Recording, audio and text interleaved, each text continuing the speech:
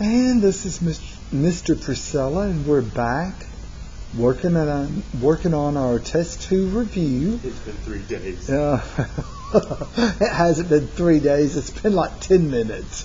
So I just needed a break. My voice needed a break. We're looking at number 12. They want us to find and simplify the difference quotient for the following function. And so let me write that down on my paper. Find f of x plus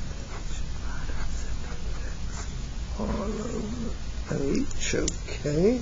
Let me switch over to my paper now. When I'm trying to find a difference quotient, I break it into 3 parts. The first thing I do, which is always the longest part of the problem, is find f of x plus h. I find this thing first, f of x plus h. So, f of x plus h. We know how function notation works. That says go to your function f, and wherever you see a variable, replace it with x plus h. So, I'm only working with that f of x plus h right now. We've replaced that x right there with x plus h plus 2. Replace that second x with x plus h. And we still have the plus 10 stuck on there.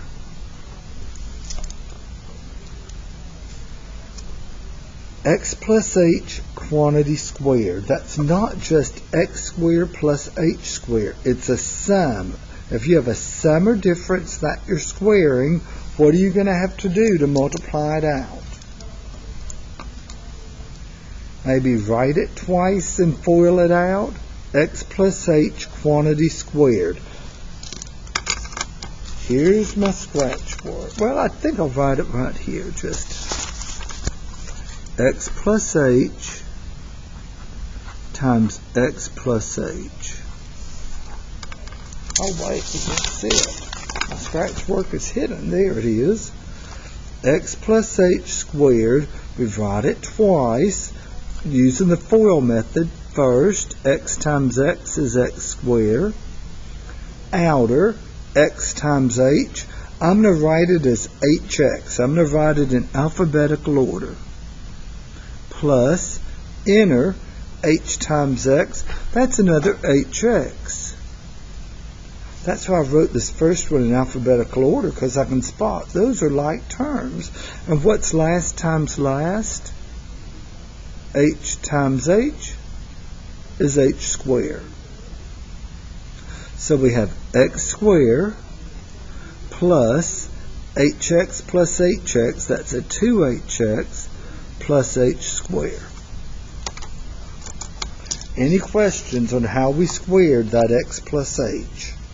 You write it twice, FOIL it out. And I'm going to, there.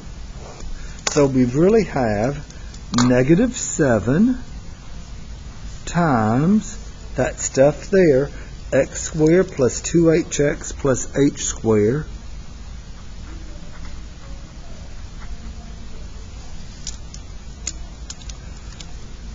plus the 2 times the x plus h plus 10. And now get rid of all the parentheses. We know what to do with those parentheses. Now that we've squared the x plus h, distribute the negative 7 times x squared. That's a negative 7x squared. Negative 7 times positive 2hx is a negative 14hx. Negative 7 times h squared is a minus 7h squared. We have a plus 2x plus 2h, and we still have that plus 10. Any questions? The first thing we did, we find f of x plus h. There that is. And that's usually the longest part of the problem. Next, I'm going to do the entire numerator. If you understand what they're asking for here, you can get this response without showing any work. Take what you just found, f of x plus h, and take away the original function. Take what we just found, this f of x plus h, and take away the terms from the original function. That minus is working like the old-fashioned takeaway. Negative 7x squared minus a negative 7x squared. That's a negative 7 plus 7, so this thing is gone. What other terms are going to subtract off? You have a 2x minus a 2x, so the 2x is gone. What else? 10 minus 10. The 10 is gone. Notice the only terms that are left are the terms that have the letter h. So a negative 14hx minus 7h squared plus 2h. We have just found that entire numerator. The last thing to do, we have to divide by h. The easiest way to divide a sum or difference by a monomial, just a letter but like that, is to divide each term by h. Here you can cancel the h, leaving you just a negative 14x. Here we can cancel an h above and below, giving us a minus 7h, plus cancel the h to leave us a plus 2 for my final answer of negative 14x minus 7h plus 2. The secret is remembering how we squared that x plus h. So, come over there. Let me grab this little thing here and move it out of the way. So the difference quotient, it's negative 14x minus 7h plus 2. Check answer. Any questions there? Number 13. Oh, it's composition of functions. Let's see. Let me write the problems down, the functions down. F of x is x plus 4, and g of x is 3x minus 2, and they want us to find, there are 4 parts to this problem. F composed with g of x,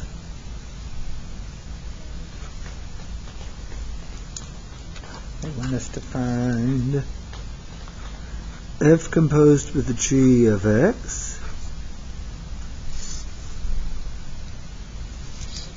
let's see, oh no, let me switch there. Let's find f composed with g of x, fog x.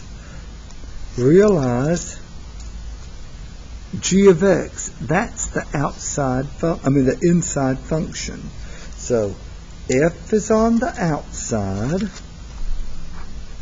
and on the inside we have g of x, and we know that g of x is 3x minus 2. So this says go to f, and wherever you see a variable, replace it with 3x minus 2. So we come up here to f. We see that little blue x right there. We're going to replace it with the black 3x minus 2. And what do we have left there? We still have something stuck on there. A plus 4. So that's a 3x. Negative 2 plus 4 gives me a positive 2.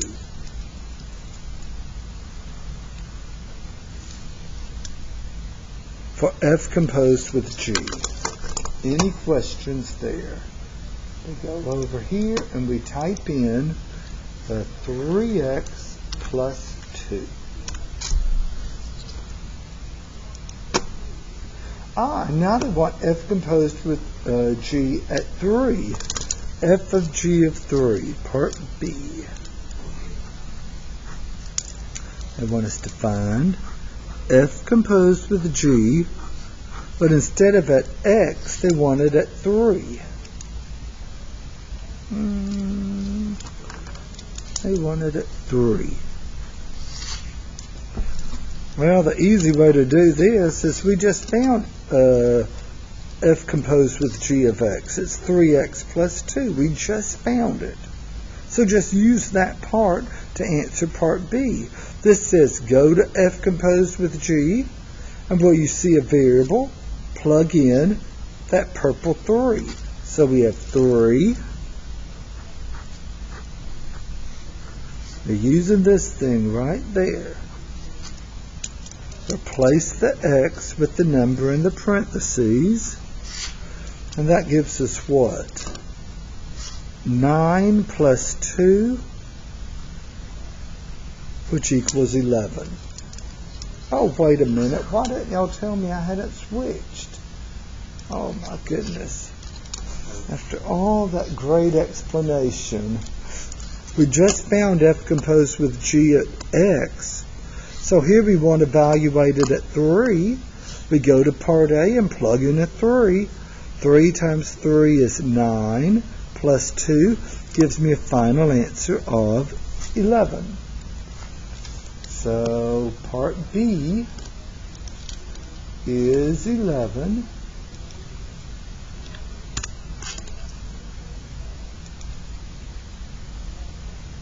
Part C, they want g composed with f at x. So now we're reversing the f and the g. It's g circle f at x. That means f of x is what's on the inside. G is on the outside. G is on the outside. F of x. They told us what f of x was. I've done it again. I keep forgetting to switch. There. G composed with f at x. F of x is on the inside. G is on the outside. So inside, we have an x plus 4. So that says go to G, and wherever you see a variable, plug in x plus 4. So we're going to come over here to G. We have a 3. Replace that x. We're replacing this x right here with the x plus 4. But we have something else stuck on here. What is it? The minus 2. So that's a 3x plus 12 minus 2. That's a 3x plus 10 for my final answer. F of x is on the inside. G is on the outside. Go to G, replace the x with x plus 4, and simplify to give us a 3x plus 10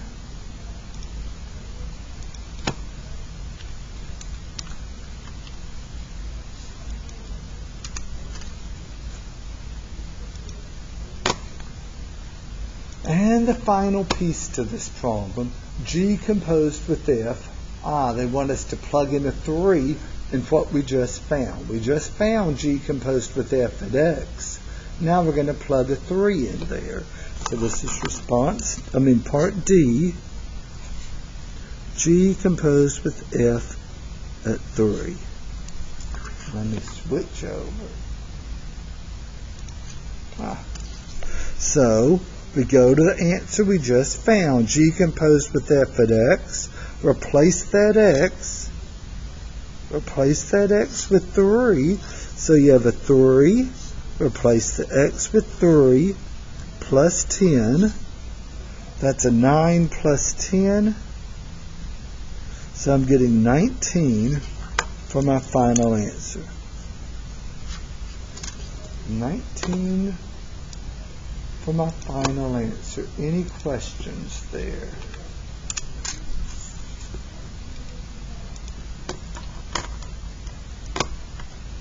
And number 14.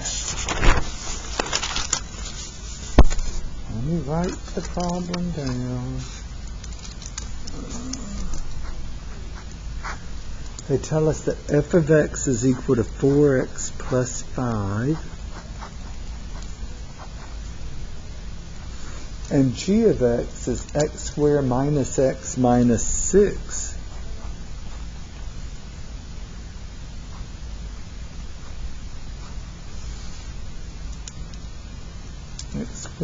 No, it's x squared minus 2x. I wrote that down wrong. X squared minus 2x minus 6. And they want us to find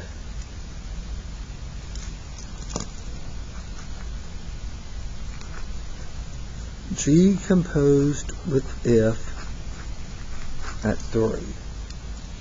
I seem to like that number 3 today. There it is. Okay, g composed with f. That means that g is on the outside, and on the inside we have f of 3. G is on the outside, f of 3 is on the inside. And you know how to find f of 3. That says go to f, and wherever you see a variable, plug in 3. So that f of 3, that's 4 times 3 plus 5. So g's on the outside. What's f of 3?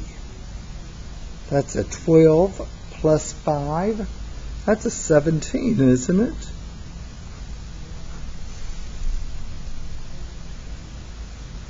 And now we have g of 17. That says go up here to g, and wherever you see a variable, plug in 17. I better write that out. That looks sort of messy. Replace that x with 17. So we have 17 squared minus 2 times 17 minus 6. 17 squared, where's my calculator? I'm going to pull it up. Let me clean that off, and let me see if there's anything else. Make it a little bigger. So we have 17 squared minus 2 times 17 minus 6. 249. You plugged 3 into f. Plugging 3 into f, that gave you 17. You plugged 17 into g, that gave us 249. That's sort of hard to tell what that says. 249. There. Any questions there?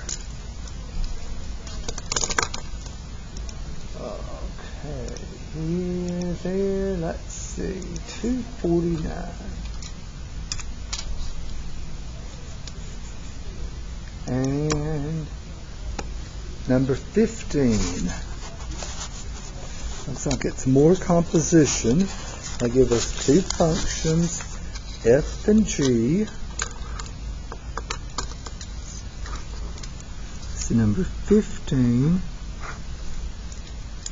F of x is equal to the square root of 6x. Let me write that down. And g of x is equal to 1 over x.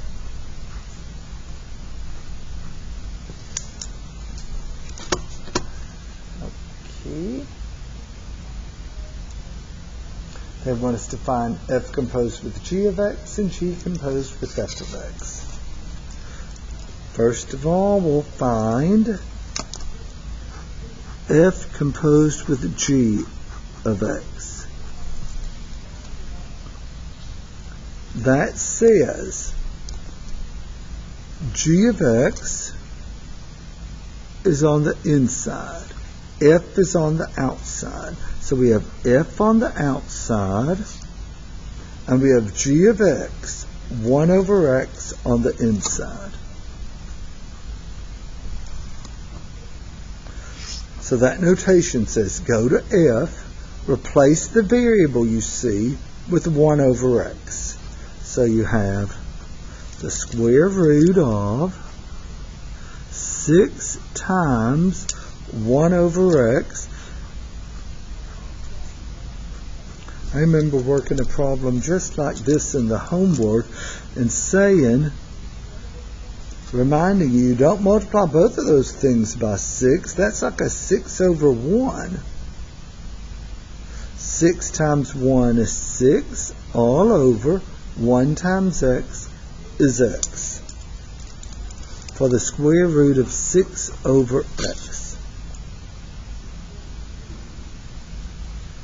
And then they want us to find g composed with f. So we're going backwards. G composed with f at x.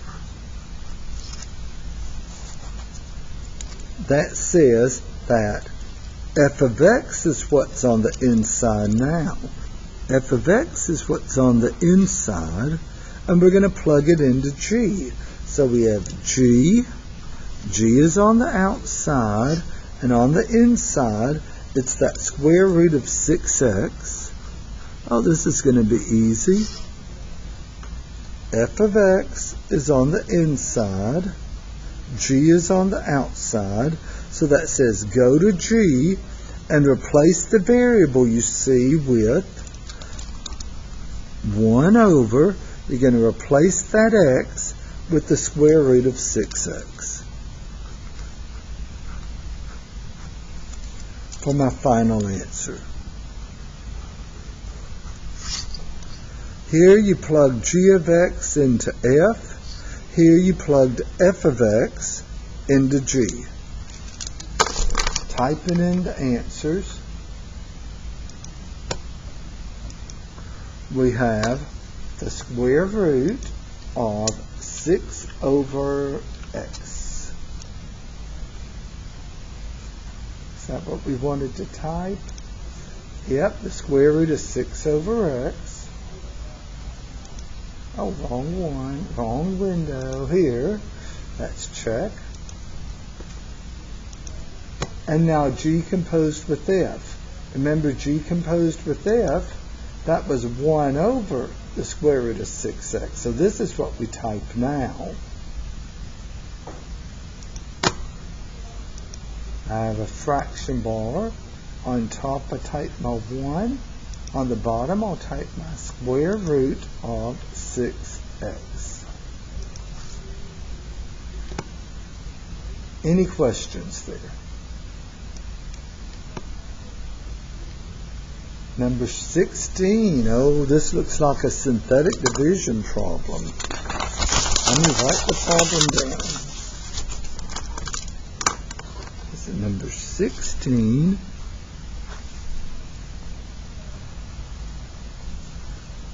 five x to the fourth minus 19x cubed plus 13x squared minus 5x plus 6, all divided by x minus 3. Let me make sure to miscopy this problem, because if we did, it'd turn into a big mess. Minus plus 13 minus 5 and a plus 6. Yes. Okay, let's switch.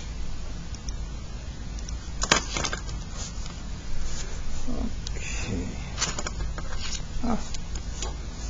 Notice the divisor is in the form x plus or minus a number. So we can use synthetic division. You ask yourself, what makes that divisor equal 0? I think what we would do is we just say it's exactly the opposite of that number you see there. You see a minus 3, so our k value will be a positive 3. And then we write the coefficients in descending order. Notice the largest exponent is x to the 4th. We have to have a column for every power after x to the 4th down to the constant power. The coefficient for x to the 4th is 5. For x cubed, it's a negative 19.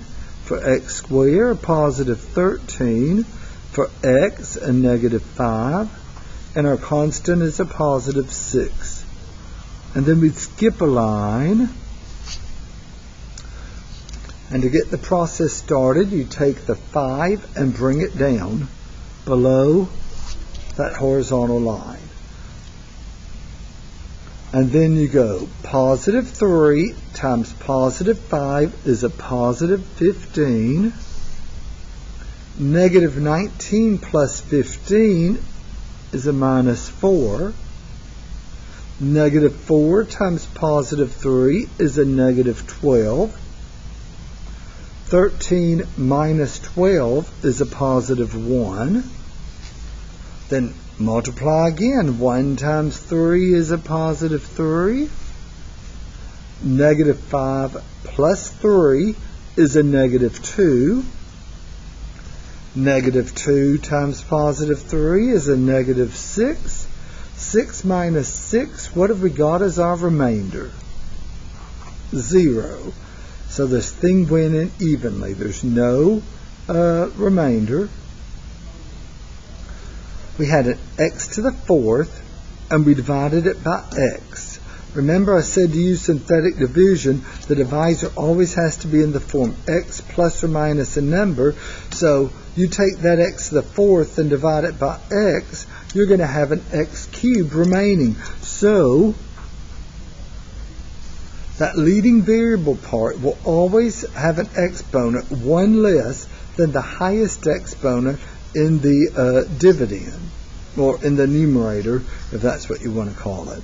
So we decrease by 1 to get an x cubed, and then it's an x squared and an x. So our quotient is 5x cubed minus 4x squared plus x minus 2.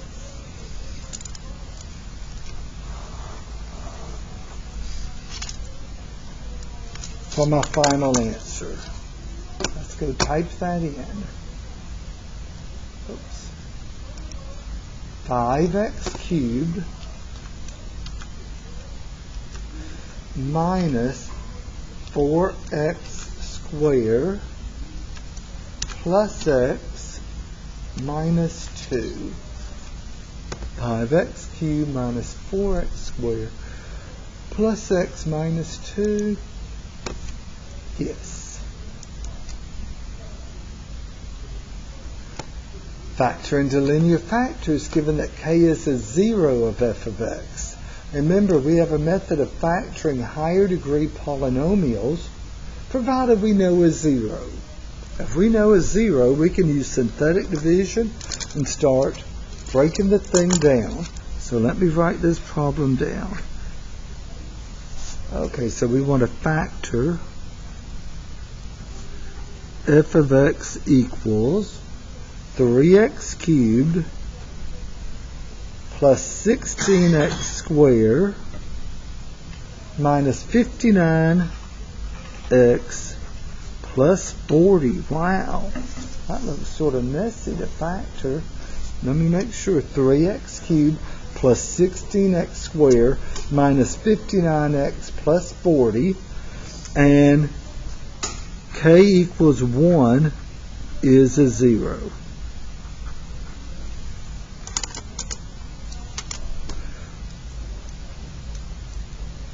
Now remember how these factors work. X minus 3 and number 6. Oh, wait a minute. Let me switch over.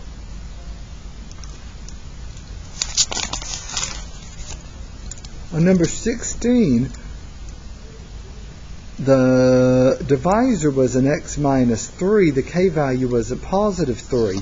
Here, and x minus 3 was a factor. It went in evenly with the remainder of 0. So you got to be able to go backwards. Here they've given you the k-value. You have to go back to the factor. So if k equals 1 is a 0, that means x minus 1 is a factor.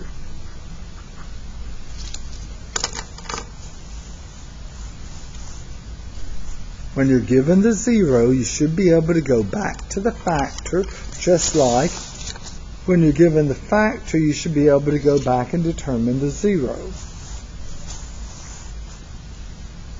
There. Let's use our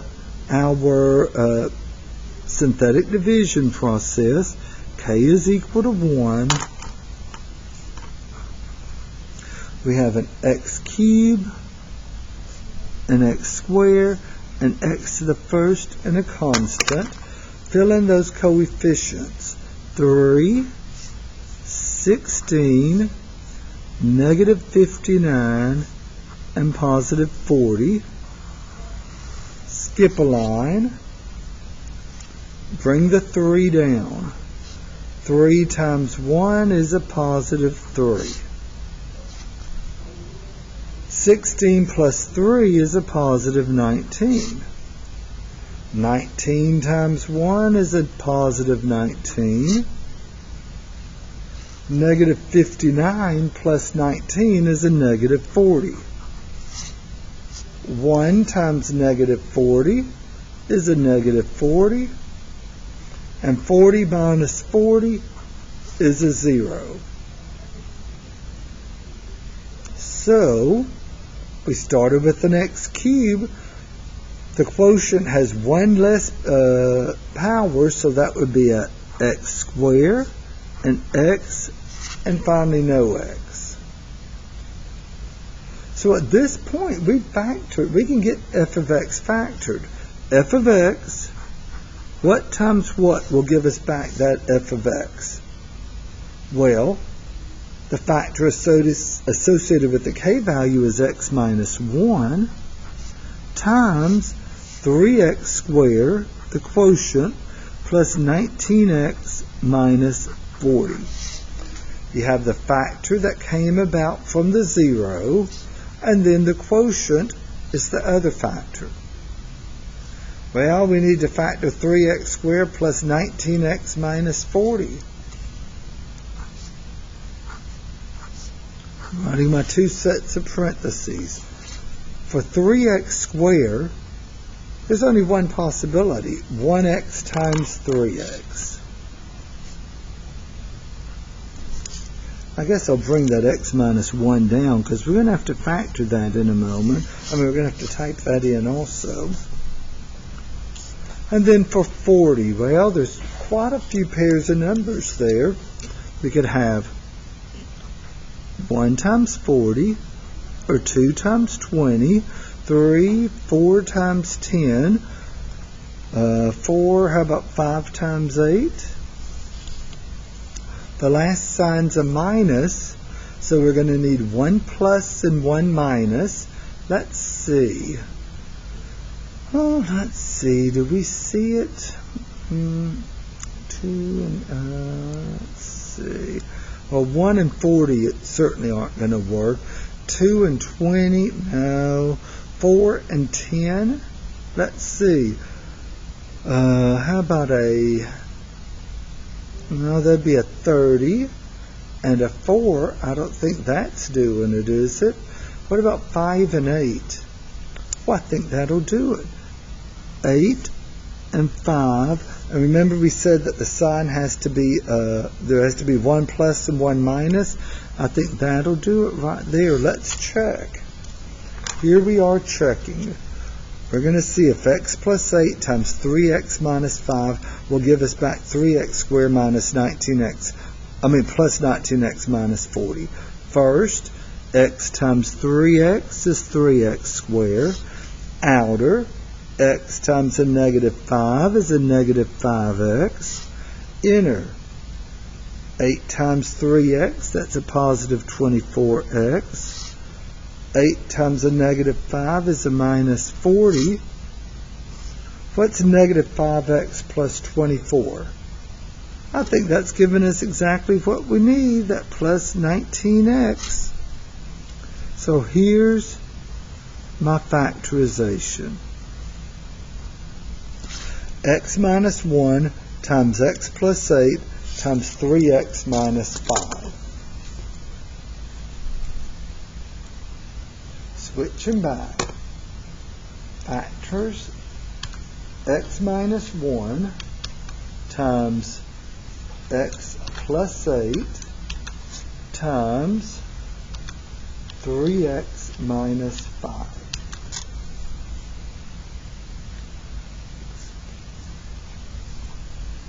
Checking our answer. Yes.